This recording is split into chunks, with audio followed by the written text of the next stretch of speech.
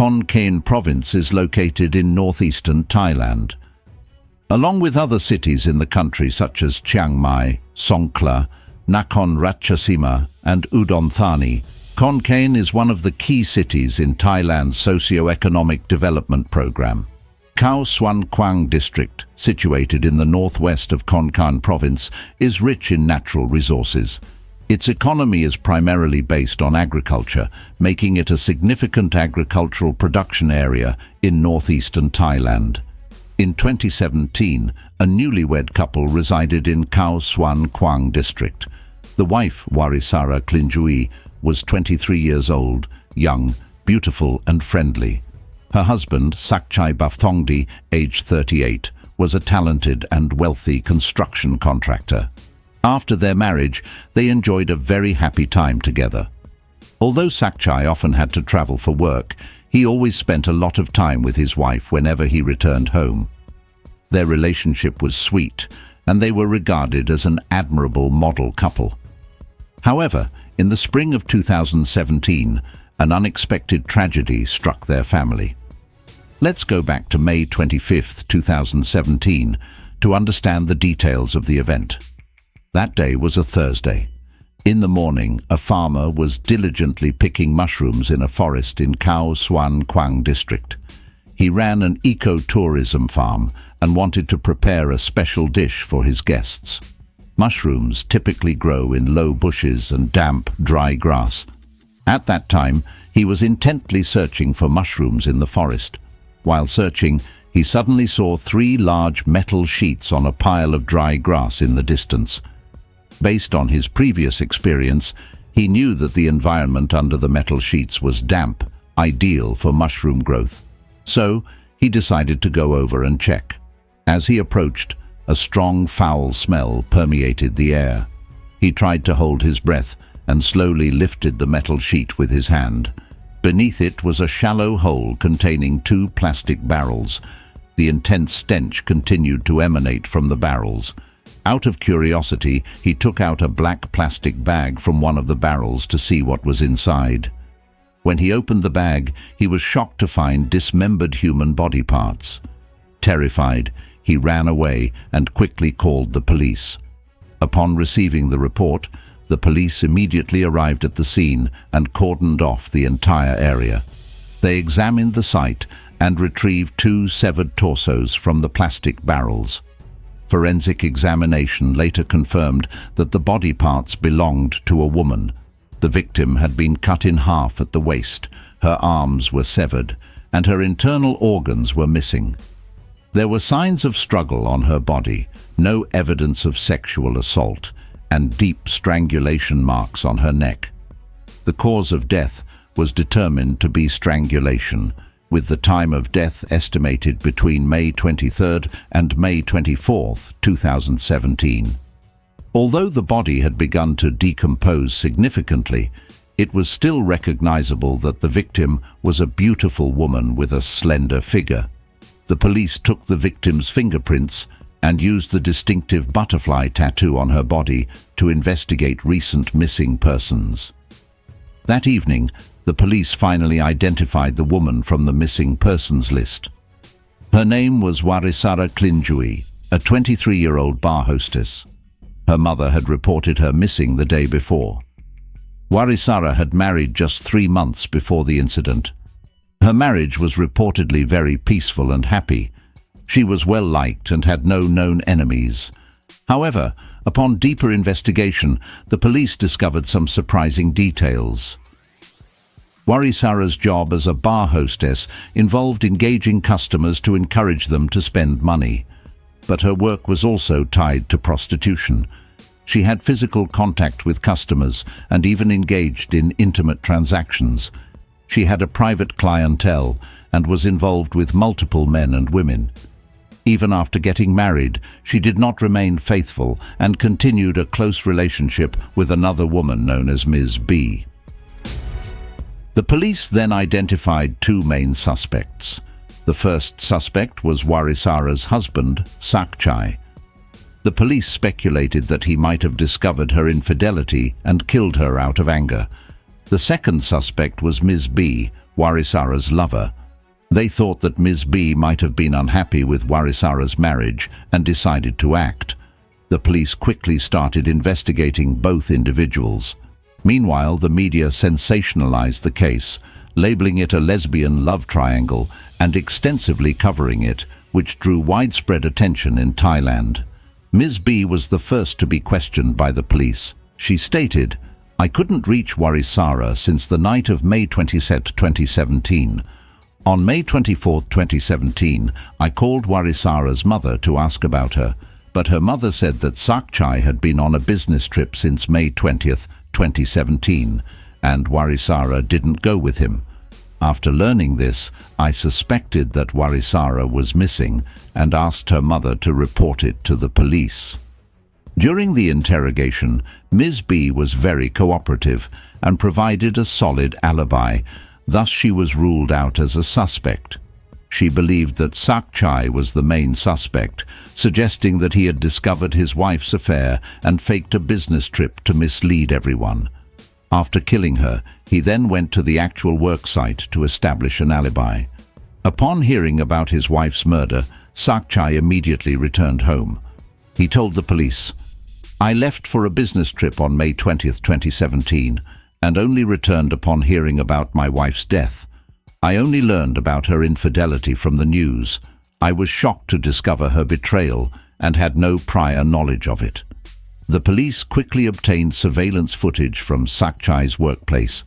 The footage showed that from May 20, 2017 to May 25, 2017, when the body was discovered, he was at the construction site overseeing the work. His colleagues confirmed this. After thorough investigation, the police found Sakchai's alibi credible and eventually ruled him out as a suspect. At this point, the media's speculation about a love triangle murder was completely off, and the case hit a dead end. The police continued to search for other leads. After some time, they made a new discovery. The last time Warisara was seen was on the afternoon of May 23, 2017, while working at the bar.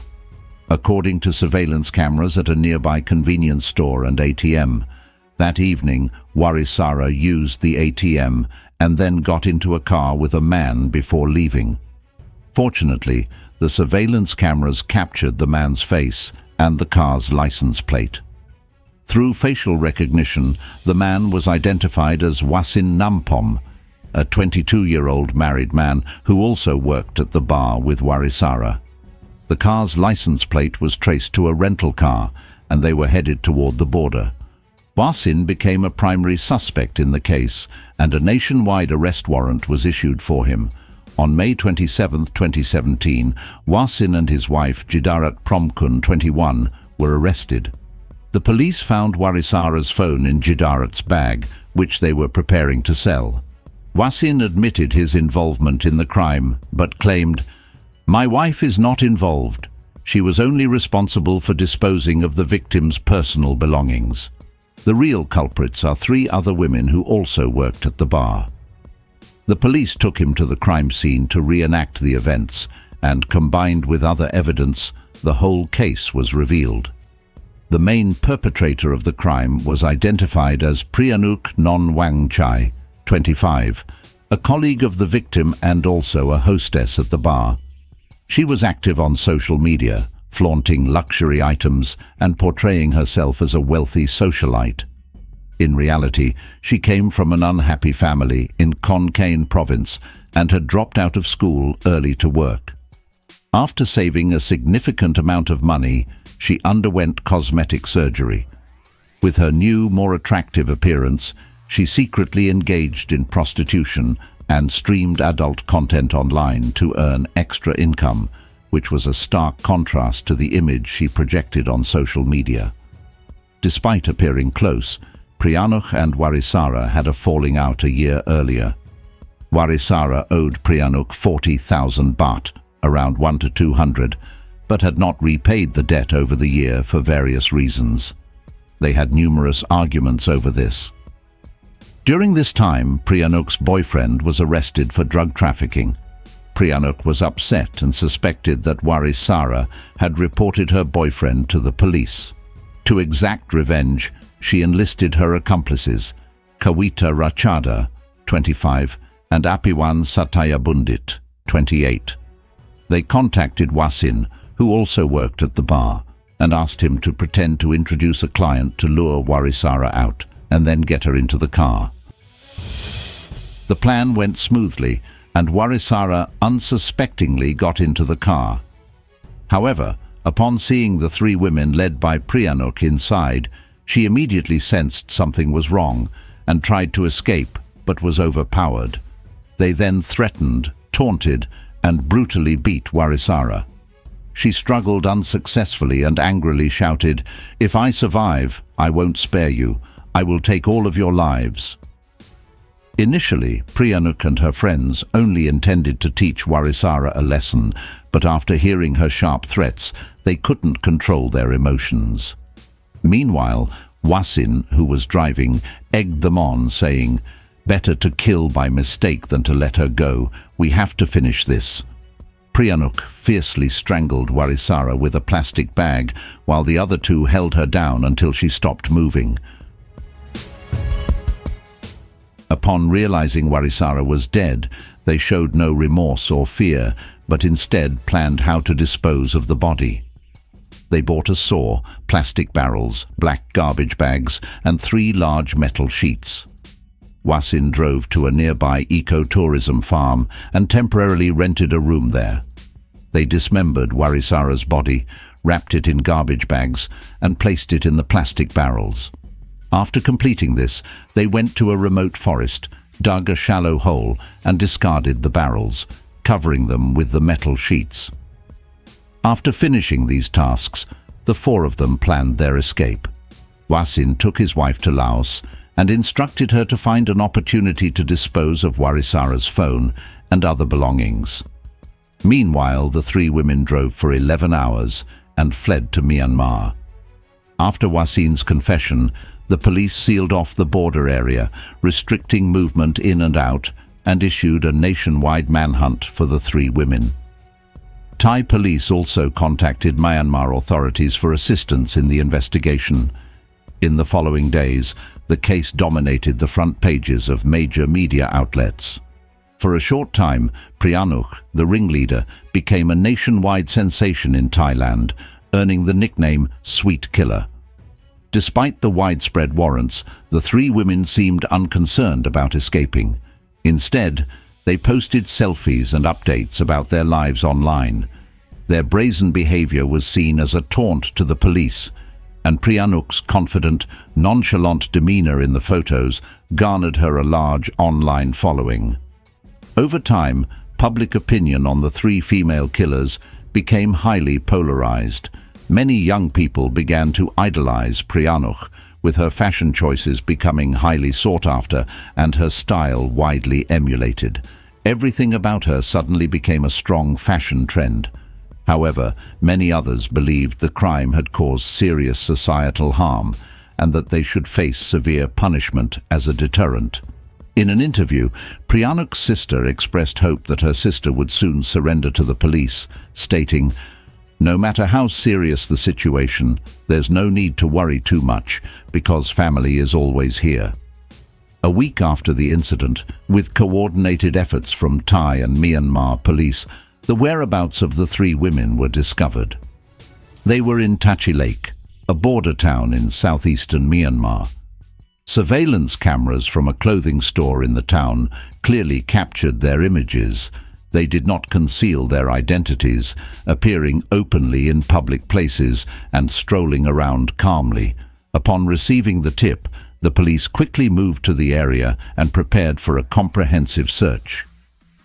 Realizing they had no way to escape, the 3 women decided to surrender. Priyanuch stated, "We arrived in Tachi Lake before the border was closed. Thanks to our standout looks, we found jobs at a local bar. However, as the police search expanded, we had to leave the bar and retreat to a small town to hide." After discussing it, we agreed that evading capture was not a long-term plan. It was better to surrender, and hope for a reduced sentence. After revealing themselves, they went to the town police station to surrender. Their dramatic appearance drew significant attention, and they were swiftly extradited to Thailand. Notably, on their way to the Thai detention center, they were not handcuffed and were surrounded by police, chatting and smiling along the way. Unlike typical detainees, they showed no signs of remorse or fear, appearing to enjoy the attention. They became instant celebrities, with local police treating them warmly, even providing snacks and drinks. People even approached them for photos, making the scene resemble a fan meeting with their idol. During their detention, they were treated like stars. Not only were they allowed to use mobile phones, but they also freely applied face masks and chatted with the guards. Before attending the police press conference, they even smoked and did their makeup in the detention center. The internet was flooded with criticism about the police's special treatment of these prisoners. The victim Warisara's mother also voiced her discontent, saying, "I can't accept that those who killed my daughter are being so well taken care of." However, the police responded, "Before being convicted, they are still suspects. We are simply protecting the legal rights of citizens." To quell the growing public outrage, 2 police officers who had taken photos with Priyanuch and posted them online were reassigned. At the press conference, they recounted the entire crime. Although the content was the same as Wasin's confession, hearing it directly from the perpetrators had a stronger impact. Keywords like bar hostess, body dismemberment, prostitution, infidelity, lesbian love triangle, sweet killer, and face masks became trending topics. The combination of these keywords in one case made it even more sensational. The handbag the trio carried when arrested became a hot fashion item, and the saw used to dismember the victim was designed into a keychain sold at various stores. However, over time, the hype around the case began to fade. Surprisingly, a Facebook post reignited public interest. In March 2018, 10 months after the crime, the trial opened at Khon Kaen Provincial Court. Priyanuch, Kawita, Apiwan and Wasin were charged with murder and other crimes. Jidarat, Wasin's wife, was charged with theft. At the time, the highest penalty under Thai criminal law was the death penalty. Warisara's mother brought her daughter's photo to the court to pray and hoped for severe punishment for the perpetrators. Court rules prohibited mobile phones inside, but someone posted on Facebook with a screenshot of a conversation. In the conversation, the person said, "I'm in court and thank you all for not abandoning me despite knowing I'm a suspect." The photo even showed Priyanuch and the other 2 suspects making heart shapes and taking selfies in the courtroom. Their indifference and lack of fear contrasted sharply with the victims' families' anger and grief outside the court. Their blatant disregard for the court caused another wave of public outrage. Many people were furious and criticized their arrogance and lack of remorse. There was also concern about the Thai judicial system. Interestingly, their shameful behavior in court caused Priyanuch's fanbase to go wild. Fans saw it as a symbol of rebellion, with some even claiming the 3 women were innocent. In court, the prosecutor declared that the defendants had intentionally murdered the victim, disrespected the judicial system, and deserved harsh punishment. The defense attorney argued that they initially did not intend to kill the victim, only to teach her a lesson, but lost control in anger after the victim threatened them. The attorney also emphasized that they had confessed, showing remorse, and should receive a reduced sentence. In court, Priyanuch stated, "We initially did not intend to kill the victim. I have felt guilty about my actions and cannot sleep well at night. I am willing to accept any sentence to lessen my guilt." The judge acknowledged that the 3 perpetrators committed a grave crime by killing the victim and should have been sentenced to life imprisonment. However, considering their confession and cooperation with the police investigation, their sentences were reduced accordingly. The court sentenced Priyanuch and Kawita to 34 years and 6 months in prison, Apiwan to 33 years and 9 months, Wasin to 23 years, 4 months and 20 days, and Jidarat to 1 year in prison. Additionally, the 4 killers were ordered to compensate Warisara's family 1 million baht and 100,000 baht for funeral expenses, totaling 1.1 million baht, approximately $300,000. The case finally closed, but its impact on society lingered. Many of Priyanuch's fervent fans expressed their discontent with the sentences, calling them unfair and demanding a reduction. Some people were deeply concerned about this social phenomenon. Psychologists began analyzing why Priyanuch garnered such a following. They attributed it to her attractive appearance, her dramatic criminal involvement, and her lavish lifestyle, which had been widely disseminated and became the focus of public attention. When faced with unbelievable facts, people instinctively want to delve deeper and learn more about the stories behind those involved. Sensationalized news and viral headlines on social media catered to this curiosity. In an interview, Priyanuch's sister tearfully stated, "From the moment the case broke, the media portrayed my sister as an evil, wicked woman deserving of her fate. Even our friends and relatives were attacked and criticized terribly. Only after the trial did it prove my sister did not intentionally commit murder. I hope the public does not jump to conclusions based on one side and gives Priyanuch a chance to atone." However, while the criminals have a chance to rebuild their lives, the life of the brutally murdered young woman ended forever at 23. This concludes today's case story. Please share your thoughts in the comments below, and thank you for watching.